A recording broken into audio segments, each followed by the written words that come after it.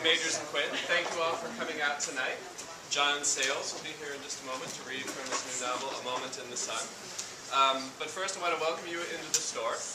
Magers Quinn is the biggest indie bookstore in the Twin Cities, 16 years strong. But that's for you because we're nothing without people coming in here and reading books, so welcome. In addition to the 300,000 books that you have around you here, we do events all the time.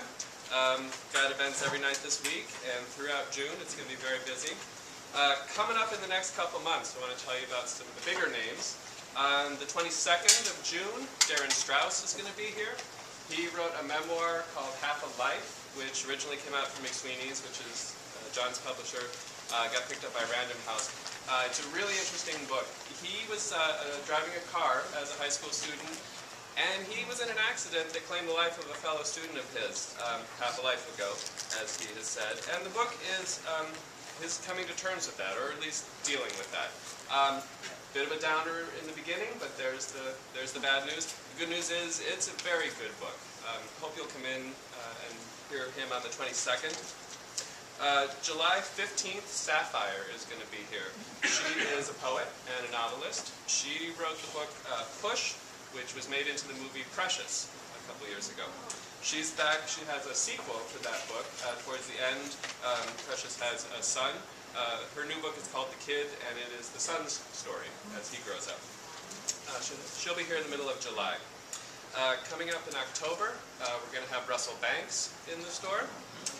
He's got a new novel coming out, a really interesting book about a young man who's released from prison. He was a sex offender, ends up unable to find a home, lives in the sort of homeless squatter camps you might have heard about in Florida because of the restrictions on where you can live. It's basically the only place people end up.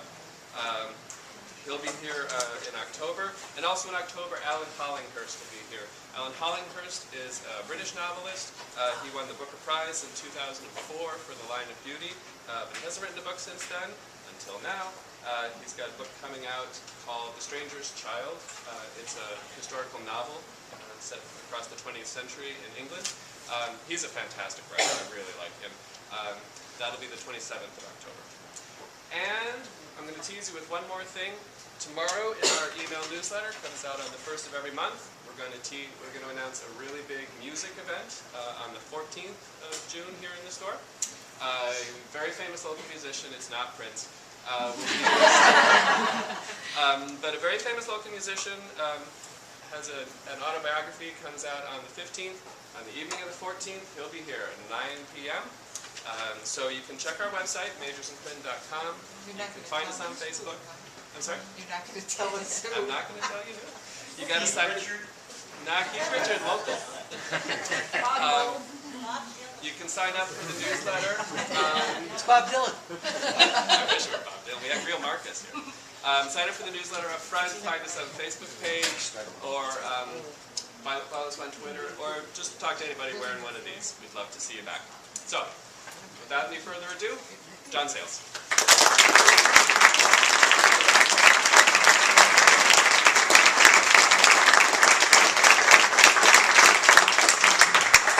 Hey everybody.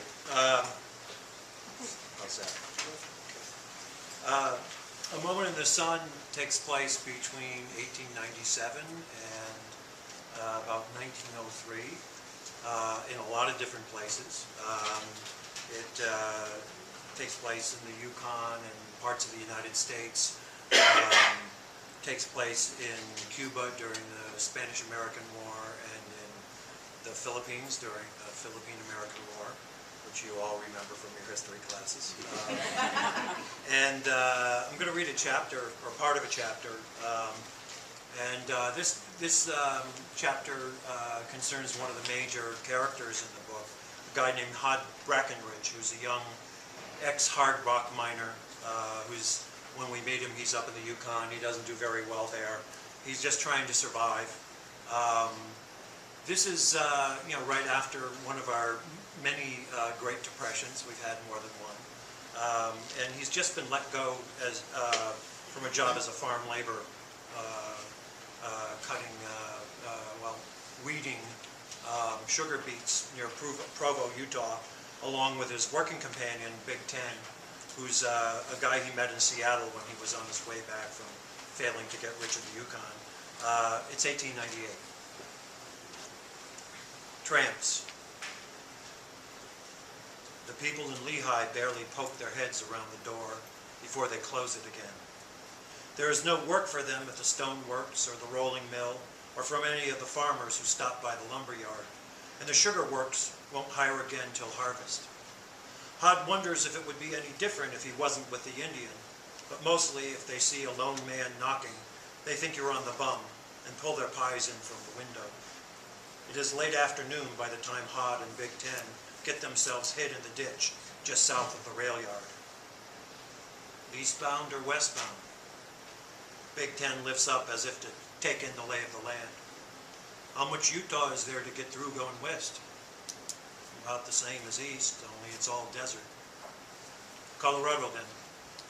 The tracks above the ditch have 3 rails converted from narrow gauge and polished with constant traffic. They duck down and wait while a couple little bobtails hauling local freight and an engine hauling passenger cars pass by. When the last time you bought a ticket? Can't say, answers Hod after a moment's thought. Me and the railroad got an agreement. But only you know about it, huh? The men laugh. Hod has been on the bum too many times, alone and without a job, and it is no good. Bad enough when the other citizens look through you, but when you got to pinch yourself to know you're there. Freight coming. Big Ten peeks up over the edge of the ditch. Pull in a full load. What line? Denver and Rio Grande. Hod grins. Through the Rockies, not around them. Don't care how they go, long as we get clear from the land of milk and honey here. They let the engine pass, sneezing short bursts of hot steam as it picks up speed, then scramble out of the ditch, bundles tied to their arms, and run up the bank to the rail bed. This part always makes his heart pound. Big Ten grabs the side ladder at the head of a boxcar and vaults up the stirrup below it, graceful despite his size. But the train is really rolling now, thousands of rumbling tons, an avalanche on wheels that Hod sprints to keep up with, till the best he can do, panicking, is to catch the grab irons on the side of the back of the car and swing his legs up off the rail bed. The moment he is borne away, he knows it is folly. Unless the train slows again, he is stuck, no way up, no way around to the coupling that won't put him under the wheels. Big Ten shoots a doleful look back, then hauls himself up the ladder with one hand, the other holding his hat on his head, and disappears. Hod watches the bank fly past, hoping for a spot soft enough it won't kill him when he lets go. It is all jagged rocks and piles of cross ties this close to the yard, and the wind shifts to blow black smoke back on him from the stack, cinders clattering against the boards and stinging his face. Only question now is which and how many of his bones are going to be shattered. Hod's arms are trembling, just about to push away, when a rope made from clothes tied together dangles down above him. He makes a snatch for it and hopes that somewhere the Indian learned how to jerk a decent knot. Big Ten has to grab Hod's belt to get him over the top. Hod lies on his belly, hugging the wood of the roof for a moment, catching his breath. Where'd you learn how to nail a rattler? Big Ten hollers over the wind. Haven't tried it for a while. It is a long train, maybe 30 cars, but the grade is flat and straight, and anyone looking ahead from the doghouse cupola will see them. Hod lays his hand on Big Ten's shoulder to steady himself, knees still wobbly, as they cross the roof walk to the front of the car. The access hatch is open. Hod takes a last look as the engine swings left toward the Wasatch Range, looming ahead, then squeezes through and climbs down. The hold is crammed with jute bags full of grease wool. Bit gamey, says Big Ten, but she'll be a soft ride. The odor of sheep is rank in the box, which rocks gently on the long turn, rails clicking underneath. There are towns ahead where there may or may not be work. At some point there will be railroad bulls to dodge, and it will be cold, and Hod has only a hard lump of bread wrapped in a handkerchief and $7 and change in his pocket. But for now, they are moving. Compliments of the D&RG, rolling on company iron to the Wasatch Mountains, and Hod feels a warm rush of contentment course through him. Luxury to be neither here nor there, but in the neutral embrace of travel. Can't beat these side door Pullmans for comfort. Yeah, answers Big Ten, shifting huge bags of fleece to make a bed. We're a pair of kings. After dozing a few hours, the sheep stink is too much, and Hod climbs the ladder to put his head out through the access hatch. The train is climbing to the top of the world.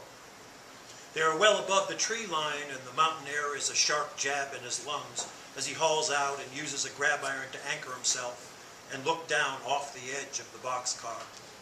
Far below them, there is a river twisting through a canyon, frothing white over rocks and shoals.